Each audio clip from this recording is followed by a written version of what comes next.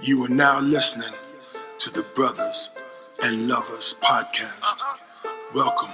Come on. Stand up, rise up, rise. What you gonna do about it? Get your mind up. How you gonna move about it? Get your shoulders right. And you get right to it, and we unite.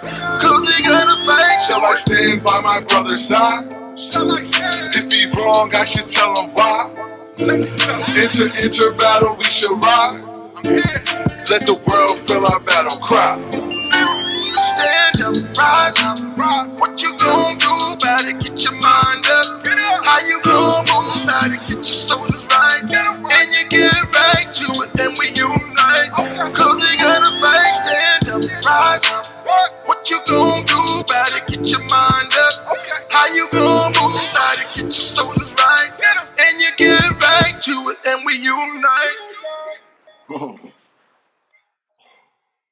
Welcome, gentlemen. Welcome. I go by the name of City. I would like to welcome everybody to Brothers and Lovers Podcast, episode 10. Well, I asked my panel of brothers to bring their love for their children, our love for our family, and our love for our community with some with some passion, sprinkle some facts onto uncomfortable conversations. You know, let's salute our two brothers that's not here right now, Brother Damo and Brother Hall. But tonight on our panel, we got my brother Larry. Yo, peace. This is Larry Harrison, man. Grateful to be here. All glory be to God. We here another day. You know my motto, man. I'm doing it for the culture, for my people, and for my little ones, man. King Noah, Elijah, I love you. Yes. Also got my brother Ron. Good evening. This is Ron Crosby. It's always a great thing to be amongst friends. Glad to be here tonight. Looking forward to another exciting conversation, brother. Yes. Okay, all right. Let's get into that. Tonight's conversation. Well, tonight let's continue the conversation from last week. We was talking about mental health. Brother Larry broke his story down to his mental health when he needed help and he got his help. I'm gonna get into my story. Okay, this is gonna be a little. You gotta bear with me. My story. I had a lot of. It wasn't just one thing for me. It was a lot of things that was going on in my life when I hit my low, I guess you could say. All right, let's just go from the start. It started from basically when I moved back to New York. I'm gonna tell you all the little other pieces. I moved back to New York. When I moved back to New York, the apartment that I was living in PA. I had a place. I left that place because my landlord kicked my door in, right? And the cops let her do it and all this. Nobody said anything about it. And it was how I felt. Understand, I don't know total facts. I'm just going, but everything I'm going with is just how it made me feel. I was the youngest person there. I was the black person there. I was paying the lease. And she just brought the whole unit and all this. It's like a whole little complex. She brought it in, and I felt she was just trying to discriminate against me. So it was so that's one reason why I left. Another reason why I left is because I had a relationship. I was trying to be a father to a little girl, and she was living in New York. So that's gets me to New York. This is the reason it moves me to New York. When I get to New York, me and one of my homies, we've been cool since 6th grade. We start getting into a little riff about a project that we did for the company that I was at. That's another thing. When I moved, I was supposed to get transferred, but my company didn't transfer me. And they blackballed me at that. So I couldn't even try to come to get it over here. So I didn't have a job. And me and my homie was riffing. We got to a point that we stopped talking, and we didn't get physical, but he threatened if it was like on site type of thing. So I had to done that. And then at the time also my uncle passed away. It was a big thing for me because my uncle, he was really influencing me. Like he always had a smile on his face. And that was something. And also my father, he was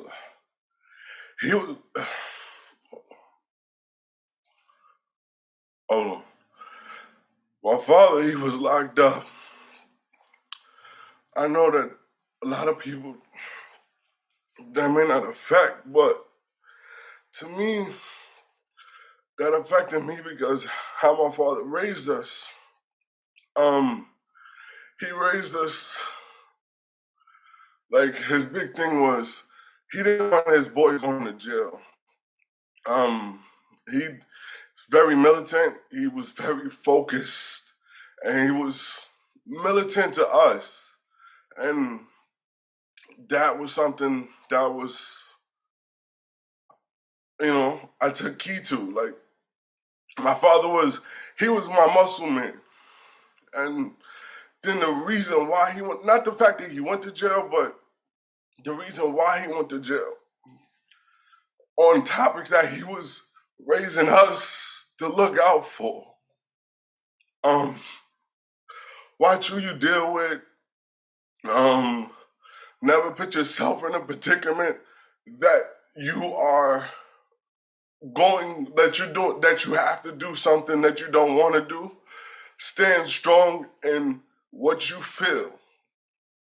And I can't get into why he went to jail, but when he did, I needed him at the time too, because also around this time, I found out that a girl that I was with, she didn't love me. And I say that because the dudes that she wanted was in jail. Just put it like that. And I was, just not only me, but I inducted her into the family. And I'm talking about, when you went to my family, everybody know my family is the greatest on earth. I don't care. But so they took her in, and as they took her in, they helping her out. They, like, everybody. She's okay. You his girl. We helping. We do this. What you need? What y'all need? What how y'all moving? What and find out everything that we were doing. She was making sure another man in jail was good. I was taking care of a kid that wasn't mine's. And it wasn't just, I got, like, this little girl is my heart. And I felt how she did it, I felt I felt I was just played at the time. And everything that I put out, because how I was moving, and the reason why my family opened up to her, like how they did, was because I was moving for us. Like, even I got an apartment in PA. She was supposed to move out there. Then she got a job. She got a good job. That also this reason why I moved out here, and my job was supposed to help me transfer. I was supposed to get transferred so we can build together. Everything started falling apart. I guess I started noticing everything when I didn't have a job, I guess. And then how she was moving, because she wasn't getting no money, she was moving way different. Just my personal opinion, like, you know what I mean? Like, and then everything's starting to come out. Everything came out, and it's just what it is. But at that time, all this was going on. Like, I was really lost. Like, and I was. This is even the crazy part. Nobody really knows this, but I was even lying to everybody, because everybody knew I was, like, lost. But I was even. I had my mother thinking some nights I was staying at the girl's house and my grandmother's house. I had the girl thinking I was staying at my grandmother's house, and I was just living on the street. Didn't even care. Like I didn't care about anything at this time because how everything was just hitting me, just like my whole world was just like attacking. Yeah, like I had my mother, but she was there, but she wasn't what I needed. I guess I needed my father. If it makes sense, to help show me because y'all show me how to move, how a man was supposed to overcome everything that I was going through. If it makes sense. Like I said, I just didn't care about anything. I wasn't eating. I was sleeping wherever I was sleep at. It just didn't bother me. Like nothing really cared to me. And what really got me out of it was I had I know it may sound crazy, but I had a dream. I always have like vivid dreams. And I had a real super vivid dream with my uncle. And I don't know where we was at, but I was lost. And he just sat down. I was like, yo, sit down. It's like, what's going on with you?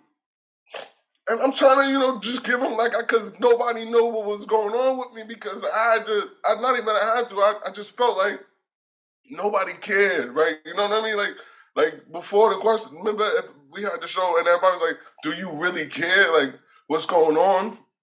And at the time, I just felt like that was just the question.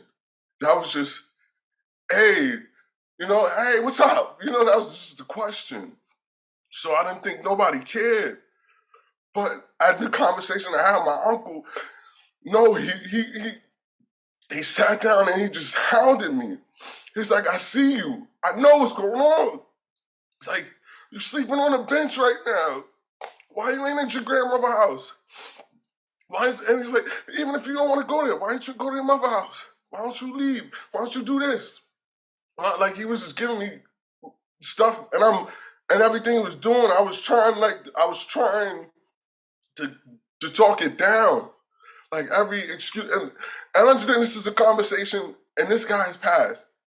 But every conversation, and I'm just gunning it down, like, no, I can't just. It's like, yo, nah. It's like you want to, and he got to me. He's like, you sit there and say you want to be something like me. You want to be like this person. You want to be like that person. These people, and then he told me, he's like, these people asked for help at one point. I asked for help. This person, it's like, just ask for help, and it's gonna help. And he even talked. Well, at the end of the conversation, he told me he didn't tell me, but he reminded me of somebody that's on this panel who's not here right now, Brother Harv, actually, and he pushed me to go talk to Brother Harv, and that was actually got me going, wanting to get back up. And because, like I said, he just guided me to Harvey. He's like, no, and then it was just hounding. It's like, go talk to him. And this is a person that you talk to, da-da-da. And I just went. And then from there, I just started. It wasn't easy, but I started realizing certain things. And I just started one step at a time, if it makes sense, just to get better. And where I am now today, I feel I'm great. Not great, but I'm really, I'm miles from where I was at. Like even the point that I didn't care, and now I have an apartment myself. You know what I mean? I have my own company. Like from where I didn't care about anything because I didn't care anybody cared about me, and it's not even that. But just talking to Harv and stuff, it doesn't matter. It's just I'm here for a reason, and that's what it was. I need to find my reason. Not even nobody even cares. Like, it's just my reason for being here. This world is too big, and I don't want to just be a dot. I never want to be a dot. You know, but that's my story, I guess. You know, you have any questions or anything? Thanks for sharing that, man. I mean, you know, I just want to make a point, and then I want you and Larry to kind of address this. But the one thing that I know about mental health is that I don't care what label you put on it. You know, there's different labels, different diagnoses, whatever the case may be. Everybody goes through things differently and affects them. But the common denominator, or the common theme, is that if you don't find your way up, as you just said, it will kill you and destroy you. So what I want to do is, particularly because you're not at that place that you were before, I want to ask the question, how does a person recognize that you're in a bad place and you need help? And I'll give you an example because when you're in the middle of something, it's hard to see. You know, there's a saying goes, you can't see the forest for the trees. You're in it. With mental health and like other physical ailments, I remember long time ago before I wore glasses, in the same fashion, I didn't know I needed glasses. But one day, me and my wife went to a comedy show to see Damon Wayans in DC. And we were sitting there, and halfway through this performer's set, I recognized, I was like, oh, that's one of his brothers, like halfway through the set. And she was like, you couldn't see that was him? And I was like, no. You could identify him? You could see who he was? And she was like, yeah. And so then that bothered me because I was like, how can she be able to make out this guy's face? Because we didn't have great seats. How could she make out his face and I couldn't? So on the drive back home, we started doing little tests like, okay, tell me when you can make out that street sign and tell what it says. Not from memory, but be able to read the words. And what I saw is that at great distances much greater than she could identify what the sign said, She could identify it was a gas station or if it was a restaurant or something. And it took me a lot closer to identify it. And that's when I recognized that I needed help for my vision. But for not having something to compare it to, I didn't know because I'm thinking everybody is seeing it the same way I am. So I make that point to say with mental health, how do you recognize that you're in a place that's different from maybe other people around you? Not saying they haven't been there before, but maybe they're not there right now. How do you identify that you need help? When you're in the middle of it, you're in the middle of that forest. And that's what I want to, because I think that may help me and somebody else. So first and foremost, I'm humbled by your story, and I'm grateful for your strength. It takes a lot to give it that raw. It takes some type of strength. So I commend you and I appreciate you for it. I pray that whomever is listening or whoever watches this, when it hits whatever platform it hits, that they appreciate it the same way. So let me say that. I salute you for that. Thank you. To your question, Brother Ron, man,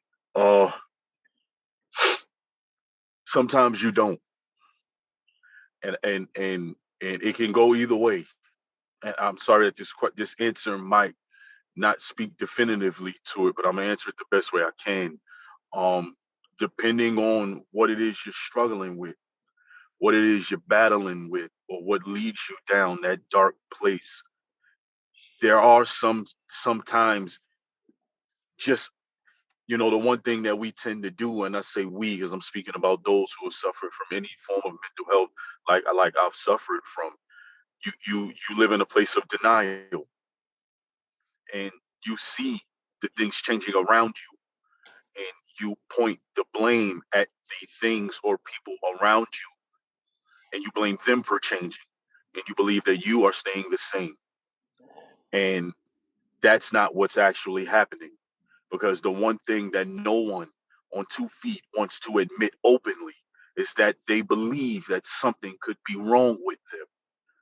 You think of a person who's sick, who's dying, saying, I'm going to beat this, when the doctor is saying there's no chance. And there is and in that sense, that is what we would call faith. In the mental health world, they call it denial. And what I can speak for myself. When I was getting trashed, of course I knew something was wrong, but I didn't identify. It's the verbiage. Like, I didn't call it wrong. It was like, yo, I got life just like everybody else do. You know what I'm saying? When I'm upset, this is just what I like to do. It ain't because something wrong with me in my head, or I don't know how to manage my feelings. I'm just angry, so I want to go drink so that I can not be angry and get me a laugh and brush it off. And that's where it starts. They say the first step in recovery, or the first step to getting out of that space, is admittance. And God put people in place, and he have some things happen sometimes, and sometimes we hear these still voices, and it's something about being broken that that is probably the worst place to ever acknowledge being. You could be broke, homeless, alone, like, or whatever you could amass, but when you use the term broken, like, to be broken is different, because it's almost like a cancer. Like, like, nobody bothers you when they know you're broken. Nobody wants to be bothered. It's like, go fix that. Go Yeah. fix that. I can't help you with that. Yeah. Get out of here with that. You broken. Everybody got something going on. Man Go up. your way. Yep. Find your way. You don't listen. That's why you still in that space. You don't want to hear nothing. And the reality of it is, to answer your question, Brother Ron, the reality of it is, they call it, funny, we call it that coming to Jesus moment. Like, there is a moment, right? Where, and I don't know if you've experienced this, D. I mean, you spoke to that dream, so I guess that would relate to this moment that I'm That's the speaking to. moment. No, There, that is. there is a moment, right, where only God knows how low you are, Yeah. and what you're really ready to do Yeah. to let it be over. Like, only God knows. You could tell 100 people, I just want this to be over and I'm ready to do it. And they're going to say, stop calling me with that. Yeah. I don't want to hear that. But when God knows, because he look at the heart of man, when God knows that you are at your end, and you are ready for it to be over, to the point where you're not even trying to hear him, and he know he just gotta show up, not because you're now in that place, but because he made a promise. And when you have lost sight of God's promise, that's when he show up. Yeah. So it's in that moment where you've lost it all, where you realize you've lost it. Yeah. I realized my moment when I was laying over the tub crying. Here's the thing. Even when you realize that you've lost it all, and you ready to give up, and you get that answer, it still requires work. Yeah. And some people, the ones that don't make it out, they don't make it out because afraid of what it looks like to be better, Yeah. because you've been low so long. Yeah. You don't people who make it out, they walk with their fear. Like it's a fear that comes with success. How good can it get? What will when you become successful, when you actually overcome, when I overcame, every day I overcome drinking. And every day it's scary to think people start complimenting you. You're such a great person. They don't know what your story is. In your mind, the only thing that comes to your mind is if they only knew. Yep. If they only knew. I don't know if that answers your question, Brother Ron. I know it's all over the place, but if for me, there's no real definitive, like concrete answer to the mental health thing outside of there are things that take place around you when you no longer love the things that you used to do that made you happy. If I could say that, when you no longer love it, that's it. That's when it. you've lost your drive, when you've lost your ambition, Yes. when you don't want to get up, you want to lay in a dark room, you don't want to go outside. There's no more I love you. There's no more I like you. There's no more I want to have fun. When you've quit on everything. On the little, on just to add on this, when you quit on the stuff that you love, like before this, anybody it's so crazy because the dude that me and him, we've been cool since 6th grade. It's a group of us, right? We've been cool since 6th grade. They will all sit there and tell you, I'm the big la la la la la la la.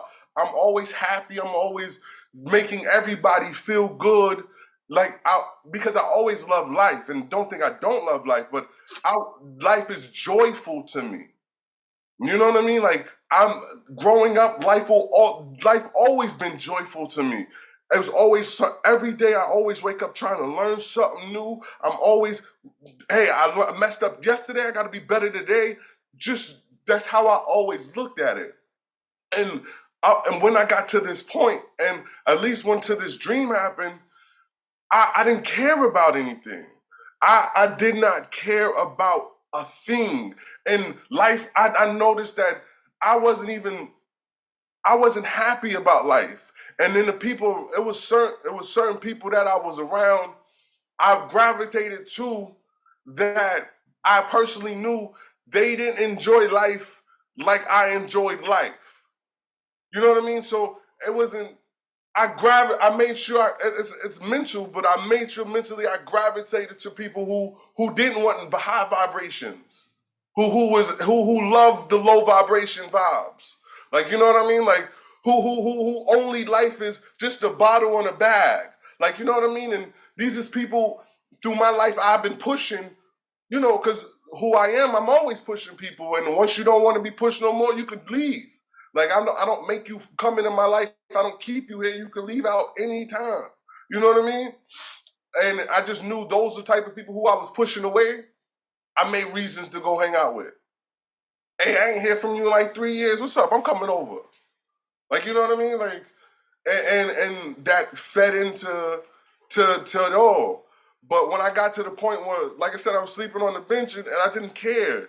And that conversation with my uncle was like, why don't you care? Like, what's going on that you don't care about life? Like, you don't even want to be nothing. Like, and everybody always knew I love it. I'm a high achiever. Everything I do, I want to give 120% plus. Like, I want to, you know what I mean? Like, I don't do anything. I do research on everything I do because I want to be the best at it. And it's even tie my shoe. I don't care. I know 3 different ties. You know what I mean? Like, just on that. Like, but at the point I didn't care about anything. I didn't care about a thing. Like, life was nothing to me. Like, it was like, hey, if I get hit, I get hit. Whatever. Like, it's like I didn't do nothing. But I didn't stroll. I didn't have a glow to me. And that was my thing. Like, I didn't care. And another thing, like my mother, she would ask me, hey, why aren't you in the studio? You want to go to the studio? You need some money? I'll get you to the studio. Because she knew music was a thing to me. I didn't care. Nah, I'm good. It's like, you don't want, nah, I'm good. You don't want to talk, you don't want to explain, nah. It is what it is. If I can, D, not just for those who are listening out there, man, like, please don't get lost in our rawness of raw emotion or our stories of what our life is. the point that we're ultimately trying to put out there to you is that mental health attacks you mentally, but also emotionally. Yeah. It takes a toll on you physically, and there is no real architectural layout or blueprint for what it necessarily looks like. It comes in many different shapes, forms, and fashions. It comes in many different ways, and it attacks in many different ways, and it sticks around in many different ways. And we're just bringing to you a few of the ways that we've experienced it in our own life, as to where, for those who are in these places where you might have felt alone, or you a broken heart might have left you in this place, or the loss of a loved one, or the loss of a career, the loss of a child, because most of our breakdowns come from either lacking, having, and lost, or to have never had it all and wish we did. And those are just a few avenues that lead to, our mental health defects. And there are many different things that could take place in our lives in a short span of time that could take us into a dark place. And we're just sharing with you. We just want to be clear. We're just sharing with you what we have experienced in our own personal journeys, and what we continue to deal with every single day, because the walk, although those particular circumstances are no longer prevalent, they are very much so relevant to who we are and who we strive to be every single day, the best version of what we never want to be again. Yes. So I just needed to put that out there to those who are listening. Please don't get lost in our stories. Please just hear that we're speaking from our heart, and I know we're speaking with passion. But the topic, and the goal is still to stress how communication through whatever it is you're going through is so key. Like, everyone will not be equipped to help you. Yes. So lean on those who can, and allow someone in to just be a shoulder, be an ear, and be specific in your need. If you are aware of what it is, be specific. If you don't need an opinion, or you don't want an opinion, ask for an ear. This way you can own the floor, you can own the realm that you are asking to be provided to you, so that there is nothing to spearhead you in the opposite direction. If you just want someone to listen, there's people out there, whether it be a family member, whether it be a health hotline, whether it be a professor, if you whomever you are moved to speak to, please don't hold on to it. Yes. Life is precious. There's no reset button. We get one shot, and it's worth you living the best life afforded to you, because that's how God intended it. And with that, I yield. But Brother Larry, you talked about holding on, gravitating towards people, who mean something, in a position to help you, things of that nature. But here's the problem that I see. I'm going back to what All City said, which was, when you're low, you get, what I'm summarizing part of what he just said, you get away from the people that hold you accountable. You get away from the people who truly know you, because he talked about getting away from the people who No, you're right. That were about something. You were getting away from them, and you were gravitating towards the people who was like, yo, it's whatever. Let's do, this is what we gonna do. And so you're pushing away from the people who really know you, and want better for you and demand better of you. Of you, yes. So how do you balance the natural tendency, because you're in a low place, of pushing away from people that matter and know you? Let me not make it negative. Not people who know you, but people who demand better of you and demand better for you. How the versus what Brother Larry just said was holding on to those folks and getting help from them. How do we reconcile and balance that? With me, it was I'm different, and I know that sounds crazy, but I needed. Well, when I started to get up, I'm jumping to the people who I know just have genuine love for me. But that's when I was at my low, I didn't want to get up. Like I didn't want, like that was a me thing.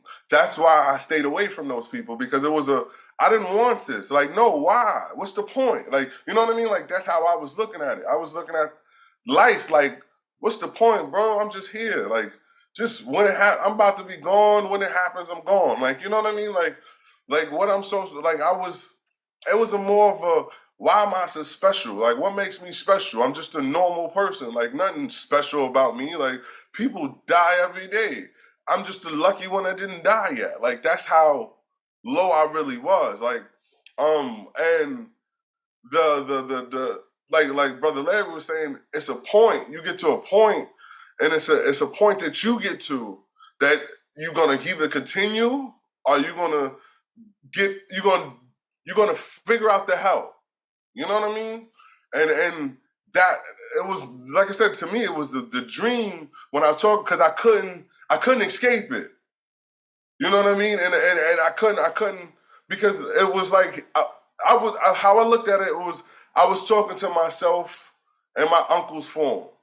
Like, he was there, because he knew everything I was doing. Like, every time I had an excuse, no, you doing this, I seen you.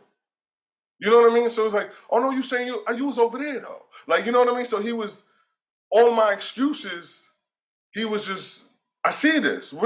So I was at that point, like, you're gonna continue going down here?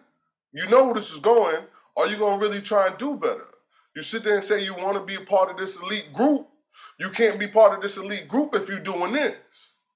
You know what I mean? And I mean an elite group, like, I feel like I'm from a line of a legacy. I have a legacy ahead of me, and I want to continue, and I want to have a legacy after me. Like, you feel what I'm saying? Like, the men in my family, like, they have done big things. At least to me, I feel my family have done big things to me. Like, so I'm trying to better that. You know what I mean? And like I said, he put me to that point, and I was like, I couldn't go nowhere. So, but when I wanted to help, or when I was like, all right, I do need help, that's when I started gravitating to the people I know who just genuinely love me.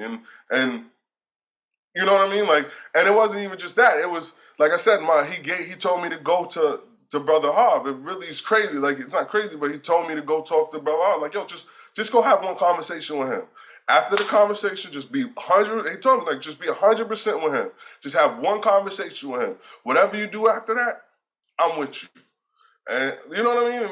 And the day I woke up, I called my Auntie Pearl. I'm like, hey, Auntie Pearl, they say they have a men's meeting every Wednesday, right? This was Wednesday morning. Like, this was so, like, it was just, everything was, you know what I mean? It was at that point that I said, it was, I was looking for help. I said I wanted, and he was like, this is what you need. I'm lining everything up for you now. You know what I mean? Like, you see where you at. You know you want to get better. Here you go. And like I said, I had that one conversation with him. After that one conversation with him, I had to call my mother. Told her. I really broke down with her, and then she told me to go to my grandmother, and I went to my grandmother. I started looking for a job. Like, you know what I mean? Like, little step. So, if I may, I would say the hardest part is to not push the people away. yeah. But when you're in a low dark place, there's something about that dark place where you believe that you have control over what's happening, and it's the exact opposite. That's when you're at you have the least amount of control, and you believe that everything around you, like, it's always that constant rhetoric, like, I got it, I'm good, I'm good, I'm good. And it comes a time, like, there's a difference when you are low in yourself, in wherever the addiction has taken you, if addiction becomes a part of your low. And then there's another level to it, to where when you look around, not even the ones who are doing what you're doing are around. You've not only lost the ones who care, but you no longer have those who contribute to your dark place. Yeah. And I think it's in that, and throughout that entire process, to answer your question, Brother Ron, how do you hold on to the people you fight? You have to come to a place, if you've got one inkling of strength, you use that for your fight, because unless you are ready for it to be over, and you'll know, because there's no bluffing with wanting it to be over. Yeah. There is an emotional spiraling roller coaster that makes you feel like that's what you want. But you know in your heart, what you're really doing is crying out for someone to just see you. Yeah. So, in essence, the whole time that you're in that low place, you are reaching for people to be there. You are crying out for help. It's just because you're the only one sitting in it, you think you're communicating it to in a way that people understand, and they don't. They see it as you're completely out of control and we don't know what to do. Yeah. And the one time you listen through that fight, the one time you just let it down, because it happens, the one time you decide through your fight to let it down, to let that guard down and just hear that voice, it changes the polarity of the direction that you're going. It changes the push to a pull. It changes you from pushing people away to pulling them in. The way in a way that they can understand, in a way that they can identify. Because the entire time that you're going through it, you're crying for help, but no one can identify what it is that you're asking for, because you're all over the place. So to answer your question, if I was to talk about myself, I'm good at keeping people away already when there's really nothing going on. That's just in my nature who I am, and it comes from my life experiences, to where, you know, I'm still learning at going on 40 how to, not how to be a friend, but how to be a checked-in friend, how to be the person who calls, hey, how you doing, what's going on, because I didn't live like that. I lived my life more or less by my, like, doing my own thing. And it's so crazy because I see it in one of my sons. He's okay playing by himself, doing his own thing, not being bothered with nobody, while my other son craves the attention and that one-on-one and the attention of the room. And they're both beautiful things, because it represents who they are. But when you're in a dark place, it's a detriment. Yeah. So here I am, already a closed off person by nature. Now I'm going through something. So now when you try to help me, it comes off as criticism. You putting me down. You want to beat me down too? You want to kick me too? Nah, I'm good. Like, I'm good. I don't need that. There comes a moment. There comes a moment. And the beauty about life, in the beauty of life is that life is full of people who, no matter what you do, when they genuinely love you, no matter what you give them, they will not quit. Yeah. They'll fall back. Yeah. They'll give you some space. Yeah. They won't push as hard, but they will not go They're not. away. Yeah. Yeah. And they will make sure, like, you don't get too low, if it makes sense. Like, they will continuously. All right, I know we're going through something, because I could say I had a couple people, but I didn't care. I didn't let them get in. But they was always. But once I opened up, like, I need help, they ran. I can't lie, they ran to help. Like, I know it. Come on, let's go. Like, you know what I mean? Like, that's the truth, though. When people genuinely do love you, you'll know the difference. Like, you definitely would, though. And if I may, let me just say this really quickly. When it comes to mental health, right? There is no, there are no, every every avenue of mental health doesn't offer a telltale sign. There sometimes it requires, if you're fortunate enough to be able to be a person who does some self inventory more often than not, some self reflecting more often than not, then you're more fortunate than those who just go through life. just going through life and going through the motions of whatever happens. And those most times, those are the people who don't really get a chance to catch themselves before they fall. There are many books, and please, this is just my opinion. This is not fact. In my opinion, for someone who's been through some things and had to sit in these rooms and talk to different people and share my most personal, intricate details of my life with a stranger, in hopes that they didn't look at me or judge me, and that they remain professional, but with a sense of sympathy and empathy at the same time, without that overbearing judgmental look in their face, and that they just gave me poker face to just let me get through it. For me being that person, I can say this for myself.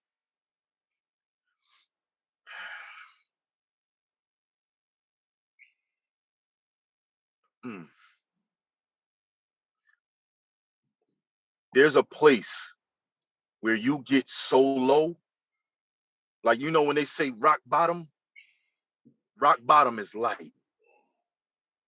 Rock bottom is light. Like, that's a light place to be. Because it's still got a floor. Yeah.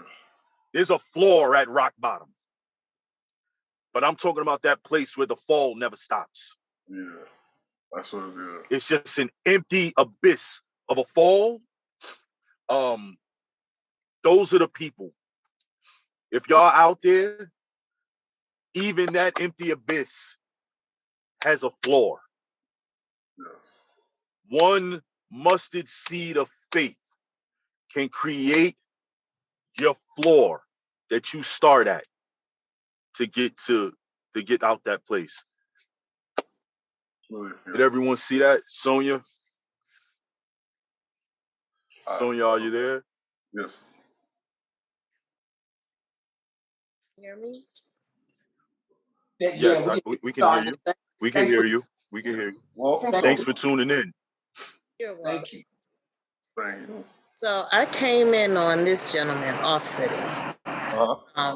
Man, you had my ass in tears. I stopped doing my hair and everything. I am so proud of you for opening up and being vulnerable and not worrying about those tears and still being able to get out what you needed to get out. It's a lot of folks out here that won't do that. No, that's the point of it. Why? Thank you. But and the gentleman that was just speaking, Larry, I do work in mental health.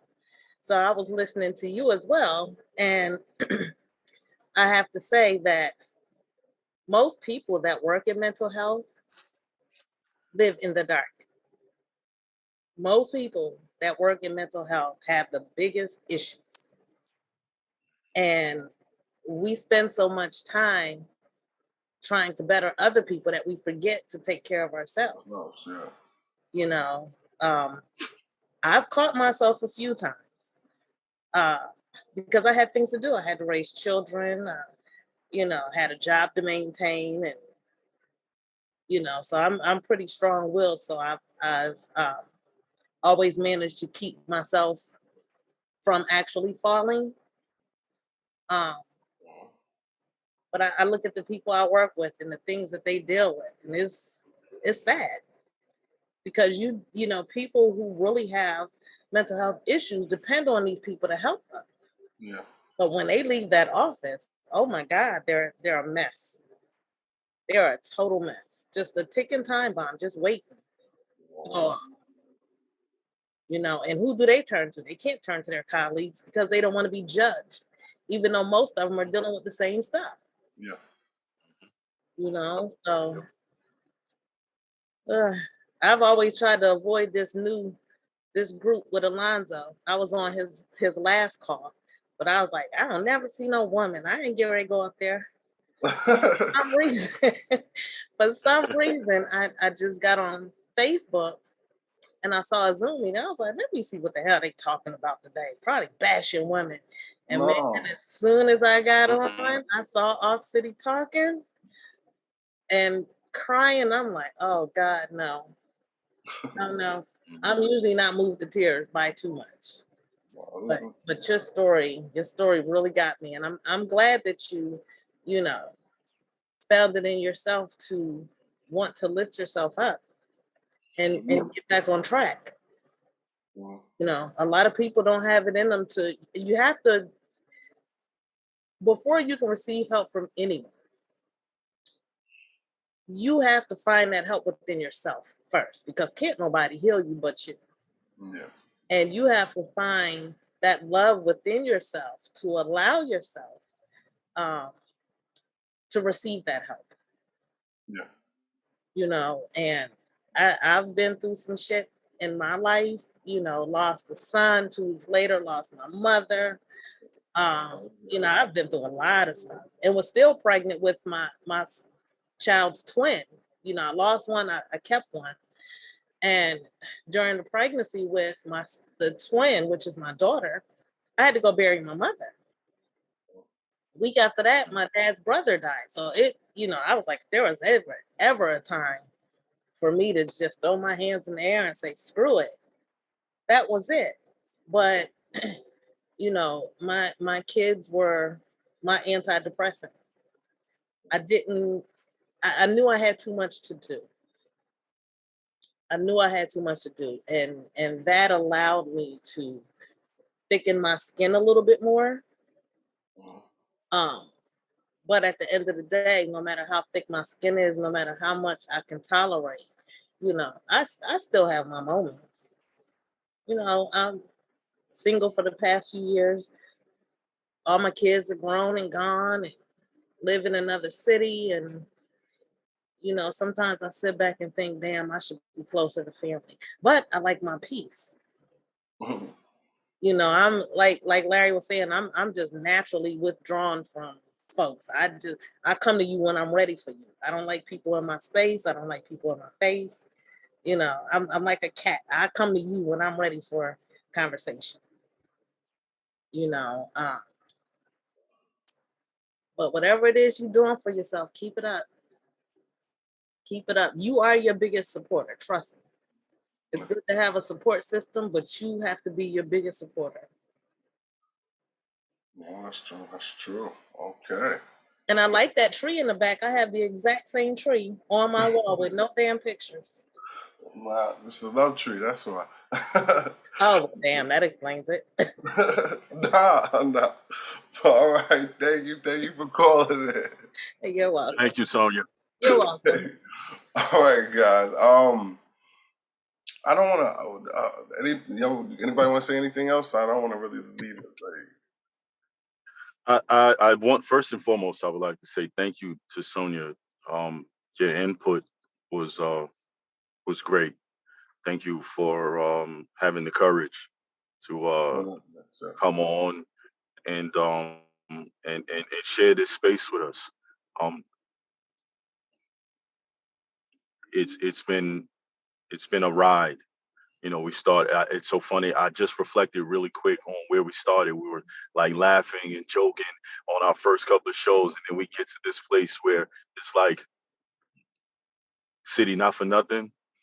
I know this is going to make you laugh, but not for nothing, yo. Like I told you from the beginning, how vivid your vision was to me.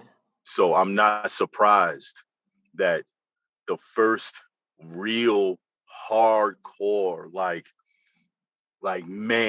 stamp on the emotional input that's coming from you. I'm not surprised, and I salute you, and I pray that you see how you see how gracious and how merciful and how honest and truthful God is. And I know you see it because we started off with a laugh. We're here today in tears and yet still vibing in joy. Yes. And Yes. only he could make it like that. Yes. Only he could make it like that. And on the day that you break down, we get our first woman to call in. Can you imagine? Can you imagine the one that and for her to reiterate, I wasn't even going to do it. Can you imagine? Can you imagine? Think about that. That's something to have some joy over. An emotional man. I love it. It touched my heart, but I have yet to see a man that I've dealt with have a moment like that. Like, I waited all my 52 years. I waited to see this. Thank you for giving it to me. Sonya, stay tuned. Stay tuned. This is what I just Stay give it to how I can, man. So much more tears to come. Well, I thought you was gonna cry. I was texting Lonzo like, "Oh God, I can't take it. Is he about to cry too?" I had my moment of crying. I shed my tears. Last show. The last show had me. The last show had me stretched. Yeah. I started this road of mental health. So this was I'm not surprised that this is. But you know what? Not for nothing. We especially in our community, in the Black community, amongst Black men, there's something to be said about dry eyes and broken spirits, and why the two never actually meet to heal, to begin a healing, and it never happens. You know what I mean? Like we for our strength, we're always speaking to our strengths, and I think we use our strength to overshadow our brokenness and our weakness, because those terms define something so taboo. And we look at oppression and depression, and we look at racism, and we look at slavery, and it's like, okay, all of those things might be present, but we still are human. We still are a race of people that require a healing. That from everything, from just day-to-day life. And we don't take the time. We don't take the time to shed a tear. Yo, there is power in your tears. That's right. There's power. There's power in a cleansing. Like when you soak a cloth and you wring it out, everything that comes out now leaves that cloth dry to make it usable again. Like it's required, and we don't preach that. I have 2 young sons, and after this I'll yield. I have a 2-year-old and a 4-year-old, and sometimes even myself, I get caught up with my 4-year-old. Like, stop that crying. There's nothing to cry about, and I have to catch myself, because I'm telling him something so far more than what I understand in that moment. I can't strip him of his ability to express himself. It doesn't matter why he's crying, but that's his avenue, an avenue that most of us have had closed off, to just be men, to be strong. I'll say this. I didn't know what strength meant. I didn't know what it was. I didn't know what it looked like until I understood pain and how to cry through it, because at the end of it, I learned how to laugh. And with that, I yield. Thank you. I'll be back next week, y'all. Ron, what's your final thoughts? Yeah, again, just want to reiterate, thank you, Sonya, for coming out. I mean, and sharing. And the thing I want to say is, I think that God is definitely within this conversation that we had, because we keep going back to previous things that we said, and I just want to all say, you didn't even remember. You probably don't recognize you said this, but you talked about the importance and the fact that you needed your dad at that point. Yeah. And one of our early episodes, and every episode, we talk about the importance of fathers. Never downplaying the importance of mothers, but we talk about the importance of fathers in young men's lives. And what I want to say, first point is, we as fathers, we have to remember, when we make certain choices, not only does it affect us, but it affects those around us, particularly our sons and daughters. That daughters need their dads for certain things, and sons will need their dads for certain things. And I just can't help but feel like maybe your low point, you may not have gotten to that low point had your dad been. Or if you were there, maybe your road to coming out would have been a little quicker, a little easier had your dad have been there. So just as fathers, we just want to remember how important that responsibility, that job, that task, whatever you want to call it, is of being a father. The last thing I just want to say is, I think God always gives us the why, why we exist, why we do what we do, why we are important, why we must be there for others. But when we're at low points, we tend to lose sight of the why. And as we lose sight of the why, it's a danger of it becoming a memory. And then the further you go, the risk is that you forget the why. And so I just want to remind everyone, never forget your why, the why you exist, the why you do what you do, the reason why you get up and grind the way you do, whether it be for your mom, your dad, your spouse, your kids, for yourself, whatever that why is, always remember that. And with that, I yield. Well, I guess everything was said, really. I don't really have too much to say, but if you feel low, reach out to somebody who you know is a high vibration, somebody who you know just cares about you. And you don't have to just talk to them, but just reach out to them, just hang with them and try and feel your vibe out. If your vibe is not the same it was, before, then try and look into help. Try and figure out what's getting you down. That's all I can say. Because it starts off with you. And then for the people who's looking, if you love people, just check in on people. You don't gotta call them every day. You don't gotta just check in and don't ask the typical question. Was it? No, actually, sometimes have a minute. When you hit them up, if you don't hit them for a month, but when you hit them up that one time, have a good half an hour. Yo, bro, now I got a half an hour. What's going on with you? Talk to me. What, I haven't heard from you this long. Really try and get in. If you love them, just check in on them. That's basically it. On that, I can say. All right, with that, that's the end of the show. With that, I want to give a couple shout outs. I want to give a shout out to the Father's View. Right, we salute the Father's View. Let's salute Crosby. Dang, I forgot. What is it? It's not law. I know it's not law. Legal. Crosby Legal. Crosby Legal. My fault. But we gonna get this down. Crosby Legal, the Father Vision, right? We're gonna do this. The Life of Phoenix. There we go. Tough Stuff Production. There we go. And then we're gonna do Star City Cleaning. There we go. All right. Yo, and PM Prosperity LLC. You heard? Yes, PMP. Yes. PME Prosperity LLC. There we go. We getting it in. All right. We be back in 2 weeks, guys. Watch out for another show. See y'all later. Stand up, rise up, what you gonna do about it? Get your mind up, how you gonna move about it? Get your shoulders right, and you get right to it, and we unite, cause we gotta fight. Stand up, rise up, what you gonna do about it? Get your mind up, how you gonna